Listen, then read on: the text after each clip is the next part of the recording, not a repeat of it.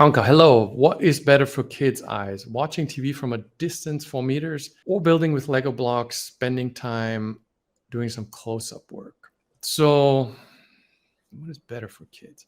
TV distance is a whole lot. What I explained many times is the closer the distance, the bigger the strain, the more we want to avoid this. No phones, right? Like phones should not be a content consumption device. Really terrible this distance, right? And physically this distance is really terrible, and also building that habit that this is a comfort zone is not great. So a TV distance is much better. The greater the distance, the more relaxed the ciliary muscle.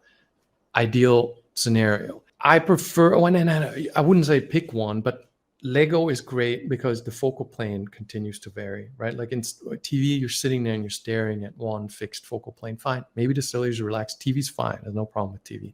There's also no problem with Lego because even though it's close up, the distance continually varies, right? Like when you're consuming content close up, you're at a fixed distance for a long period of time. Your blink rate is reduced, your ciliary is strained statically.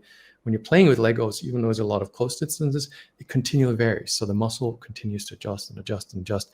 I have not found that to be a problem for developing myopia or myopia increasing in general, right? Unless it's just like extreme close up, which is more of a how do we play with Legos? Like either is fine. Meow, meow, meow, meow.